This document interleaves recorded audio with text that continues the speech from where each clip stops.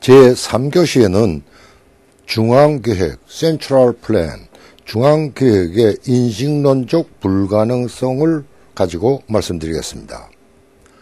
한 인간의 인생에 있어서도 인생에 대한 계획을 세우는 것은 반드시 필요합니다. 그러나 여기서 중요한 것은 계획대로 아주 한치의 어김도 없이 계획대로 된다는 생각을 해서는 안 됩니다. 계획이라는 것은 오히려 우리가 살아가는 동안의 어떤 지침이지만은 그것은 역동적으로 계속해서 바꾸어지게 마련이고, 계획대로 억지로 강행하다 보면은 인생을 망치게 됩니다. 우리는 1980년대 말에 구소련 등 사회주의 체제가 붕괴되었습니다. 그런데 그 붕괴된 원인을 이론적으로 설명해 준 것은 하이에크 한 사람뿐입니다. 이미 하이에크는 1940년대 사회주의와 그리고 나치즘이라는 국가사회주의를 내세웠던 이 좌우의 전체주의가 모두 다 강권 지배로 이것은 꼭 붕괴한다. 왜? 자유시장 시스템이 없기 때문이다 라고 예측했는데, 그것이 드디어 40년 후에 완전히 들어맞았습니다. 그러면은 왜 이것을 이론적으로 설명할 수가 있는가? 어떻게 설명할 수가 있는가 하는 것입니다. 첫째로는 시장, 자유시장이 없으면은 진정한 가격이 없게 됩니다. 다시 말해서 경제적 측정 단위인 프라이스가 없을 때에는 중앙계획을 한다 할지라도 그 계획은 단위가 허상이기 때문에, 진정한 단위가 아니기 때문에 모래 위의 유각, 사상 유각과 같은 것이 됩니다. 구소련에서는 중앙계획에서는 그 보고 올라온 것이 언제나 초과 달성만 되었습니다. 그러나 경제는 사실상에 있어서는 파탄되어 버리고 말았습니다. 둘째로 시장 가격은 경제적인 정보를 전달해 주는 훌륭한 신호의 역할을 합니다. 그런데 구사회주의에서는 이와 같은 정보 전달의 신호 시스템이 없었다고 볼 수 있습니다. 이 시그널이 없으면은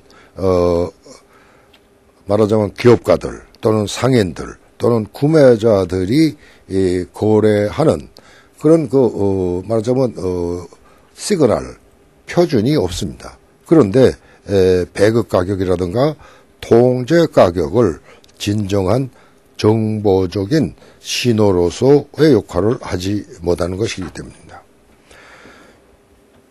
아까 말씀드린 바와 같이 중앙계획경제에서는 이것이 인식론적으로 불가능하다라는 이유가 일단 설명되었습니다. 다음에는 이 시장, 자유시장이라는 것은 공통의 목적을 가지지 않으면서도 각양각색의 다양한 사람들이, 다양한 개인들이 자기 각자 개인의 목적을 달성할 수 있도록 하는 것은 시장 시스템이다라는 것입니다. 시장은 교환을 통하여 각 개인의 자유로운 자기의 목적을 실현하면서 그것을 조화시키기 위한 정보 전달 장치의 구실을 하고 있는 것입니다. 시장은 그 본질에 있어서는 교환입니다. 그래서 하이에크는 시장을 특별히 고대 그리스 말로 카타락스이라고 해서 교환이라고 했습니다. 교환한다는 것은 남아나는 사람은 그것을 내다 팔고 또 이쪽에서는 모자른 것을 그것을 사고 자기가 남는 것은 또 내다 파는 이러한 교환으로서 서로가 이득을 보는 장점이 있기 때문입니다. 구소련이라든가 북한 등 중앙계획 경제에서는 결국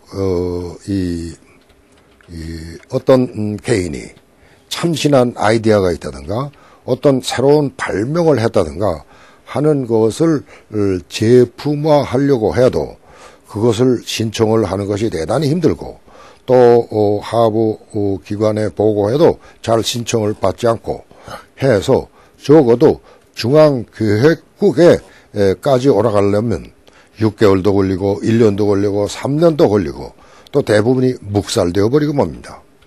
즉 신발명의 신제품이 시장을 통해서 평가되는 것이 제일 좋고 시장에 의해서 그 우열이 판정될 수 있어야 합니다. 시장 경제는 계획 경제가 아니고 주문제 생산입니다. 품질이 좋으면은 많이 팔리면은 주문이 많이 오고 잘 안 팔리면은 스토크가 되면은 주문이 되지 않습니다. 그리하여 시장에 의해서 그 질이 보장되고 또 그 생산량이 잘 조절되는 것입니다. 이와 반면에 계획 생산에서는 소비자들의 기호가 반영될 수 없기 때문에 국영기업 등이 계획 목표의 달성에만 주력하게 됩니다. 중앙계획국에는 다만 그 생산 목표의 초과 달성만 계속 보고가 되게 됩니다. 그리하여 그것을 관리하기 위해서는 별 수 없이 수량화하게 되니까 옷감이나 천이라면은 몇 킬로미터를 생산했느냐 또는 무게로를 단위로 한다면은 얼마의 무게를 생산했느냐만을 보고받을 수밖에 없게 됩니다. 이것이 중앙계획국의 중앙통계에 올라갈 수 있는 것은 질을 무시하고 량적인 것만 보고되게 되는 것입니다. 예를 들면 라디오라든가 텔레비전도 이것을 초과 달성하기 위해서는 그 전체 무게를 얼마나 많이 생산했냐 목표 달성을 하기 위해서는 무겁게 만들어야 합니다. 일본 사람들이나 우리는 라디오나 텔레비나 워크맨을 가볍고 작게 만들어서 시장을 결국 석권했는데 제가 페레스트로이카 때 소련에 가봤더니 라디오가 엄청나게 무겁고 그리고 텔레비도 들 수 없을 정도로 무거웠습니다. 이것은 그 당시에는 목표 달성이 톤주의 몇 톤을 생산했느냐라기 때문에 돌멩이를 집어넣어서라도 제품을 무겁게 하지 않을 수 없었던 것이 구소련의 말하자면 중앙계획국에서 보고받는 방식이었습니다. 다음에 중요한 것은 시장 경제가 아니면은 현장지가 무시된다는 것입니다. 자유시장이 없고 중앙계획, 중앙지령의 완전 통제 경제에서는 기업가나 또는 경영자가 아니라 당 관료주의가 지배하게 됩니다. 기업가나 또는 생산 현장의 노하우가 완전히 무시되는 것입니다. 우리는 보통 안다 하는 건 knowledge, 지식만이 중요한 것이 아닙니다. 또는 이론만이 중요한 것이 아닙니다. 특별히 이 생산의 테크놀로지에 있어서는 노하우라는 것이 중요한 것입니다. 그런데 이 노하우는 현장에서 직접 일한 사람들이 몸으로 체득하고 또 몸으로 그것을 알고 있기 때문에 글로 쓸 수도 없고 말로도 잘 표시하지 못하는 것이 말하자면 현장지입니다. 사회주의적인 중앙계획국에서는 그 많은 사람들의 현장지는 전혀 통계에 오를 수가 없게 됩니다. 오히려 탁상공론적인 이데올로기, 당지령 이런 것을 가지고 경제나 경영 현장의 사람들의 몸으로 아는 체험적인 현장지를 몽땅 무시해 버리는 것입니다.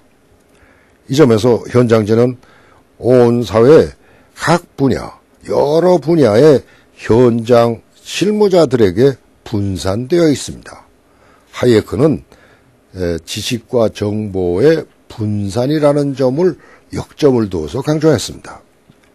우리는 어떤 중앙계획국이라든가 어떤 중앙의 권력 시스템이 모든 정보나 지식을 다 가지고 있다 이런 생각을 버려야 합니다. 오히려 많은 지식은 많은 각양각색의 사람들에게 또 분야의 성격이 다르고 또 직책이 다르고 현장의 성격이 다른 데 따라서 각양각색의 정보와 지혜와 아이디어가 모든 사람들에게 분산되어 있다는 인식론을 우리는 새롭게 인정하지 않으면 안 됩니다. 우리는 교과서에 오르는 명시적 지식보다는 많은 사람들에게 분산되어 있는 암묵지, 노하우를 이것을 모두 다 활성화하고 동원할 수 있는 시스템은 시장 시스템이 가장 좋다는 것입니다. 이 점에서는 중앙계획, 중앙지령의 사회주의 경제는 결국 방대한 현장의 사람들이 가진 노하우를 모두 다 무시해버리고 행정 관료의 탁상 공룡의 지령만이 결국 그것이 행사되다 보니까 모두 다 수량적 통계에는 이 현장지와 노하우는 전혀 반영되지 못했습니다. 그리하여 구소련에서는 이러한 암묵지, 현장지가 모두 사장되어 버리고 그만큼 경제적인 발전에 큰 손해를 본 것이나 다름이 없습니다. 하예크가 중앙교육의 인식론적 불가증성이라고 한 것은 첫째로 중앙교육의 측정 단위인 진정한 가격이 없다 보면은 측정 단위가 없는데 무슨 중앙교육이 제대로 되겠느냐 하는 것입니다. 두 번째로는 방대한 분야의 현장에서의 실무자들의 갖가지 현장지가 중앙교육국의 통계에는 오르지 못하기 때문에 중앙교육은 잘못된 것이 된다는 것입니다. 이렇게 정보, 지식, 노하우 등 현장지는 자유시장 시스템에서만이 많은 사람들에게 산재되어 있는 것이 시장을 통해서 반영되고 그것이 활성화되고 이용될 수 있다는 뜻이 됩니다. 이제 우리는 우리가 흔히 이 많은 현장에 산재되어 있는 그러한 노하우의 중요성을 몇 가지 예를 들어 보겠습니다.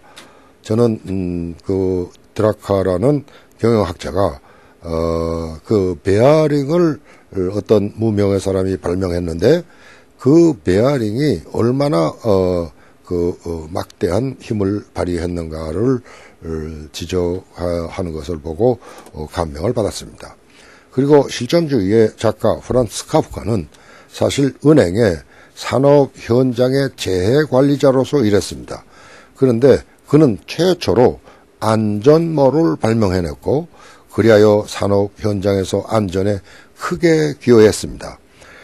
이 아이디어는 그가 사실상 실존주의의 작가로서의 가치에 못지않은 현장지로서 상당한 역할을 했다고 말할 수가 있을 것입니다.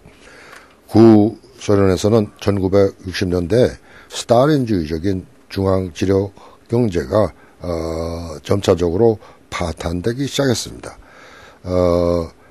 1970년대에는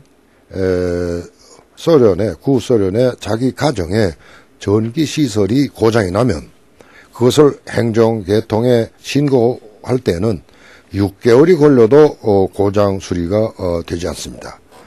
할 수 없이 소련 시민들은 지하에서 비공식적으로 전기 수선을 해주는 사람에게 연락을 하면 30분 내에 비공식적으로 말하자면 암거래로 이것이 처리되어 버렸습니다. 이렇게 중앙지령 경제에서는 해결이 안 되는 것이 지하 경제에서 해결되기 때문에 암시장은 점차적으로 더 확대되고 역시 시장이 되살아나게 되는 것입니다. 구소련에서는 전 농토에서 감자가 생산을 된다 할지라도 그것이 식탁에까지 오르는 데는 총 감자 생산량의 3분의 1밖에 안 됐다는 것입니다.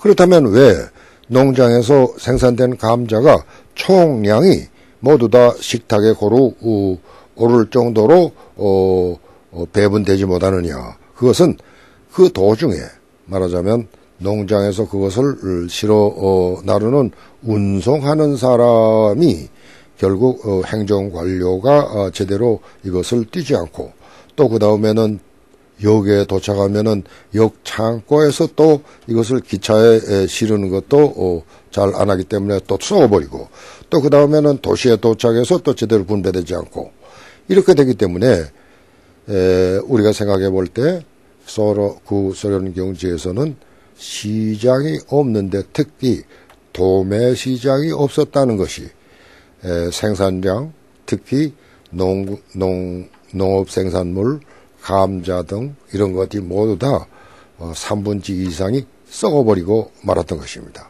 시장은 생산은 하지 않지만은 오히려 생산에 못지않는 경제적 가치가 있다는 것이 증명이 된 것입니다. 우리나라에서 김장철을 생각해 보겠습니다. 만일에 이 김장철에 이 무라든가 배추를 도매 시장이 없이 이것을 행정관료, 말하자면 군청과 그리고 도청 또는 또 면, 이런 행정관료가 이것을 분배한다면은 아마 절반 이상 썩어버릴지도 모르겠습니다. 그러나 도매시장은 열심히 이것을 전국의 방방곡곡에 나가서 그 가격 시스템에 따라서 무값이 오르면은 거기에 빨리 뛰어서 좀 더 많이 받겠다고 해서 그걸로 가져가니까 무의 부족한 곳에 결국 무가 공급되고, 또 배추값이 오르면은 배추가 거기에 많이 공급되는 그러한 시장적인 자동 조절 장치에 의해서 골고루 일시에 모든 것이 다 해결되는 것입니다. 이 점에서 본다면은 우리는 도매 시장이 생산자와 그리고 소비자 사이의 중간 착취다라고 하는 생각보다는 도매시장 자체를 보다 많이 하고, 도매시장 자체가 보다도 공정거래를 하는 시장다운 건전한 시장을 만드는데 관심을 가져야지, 사회주의적인 중앙통제를 하고 행정관료의 당관료주의를 가지고서는 해결되지 않는다는 것을 우리는 여기서 깨우칠 수가 있습니다. 우리는 여기에서 이 시장의 철학이 시장 만능주의, 모든 것을 다 시장으로 해결할 수 있다, 그것은 말이 안 됩니다. 국방 문제, 그리고 환경 문제, 그리고 저소득층에 대한 사회보장 문제는 시장 원칙으로서는 해결 안 되기 때문에 이것을 시장 실패라고 합니다. 이와 반면에 우리는 정부 실패도 있다는 것을 인정해야 합니다. 모든 것이 정부와 행정통제, 행정간섭으로 해결될 수 있다고 생각한 것은 개발독재 이래에 너무 지나친, 말하자면 정부에 의한 기업의 과보, 그리고 지나친 행정 규제로 말미암아 부정부패가 더 늘어났습니다. 이것은 정부 실패입니다. 시장 실패도 인정해야 하고, 우리는 시장 원리주의, 시장 만능주의는 우리는 절대 지지할 수 없습니다. 건전한 시장과 그리고 정부 실패를 극복할 수 있는 시장 시스템을 우리는 진정한 사회관의 중심에 놓지 않을 수 없게 됐습니다.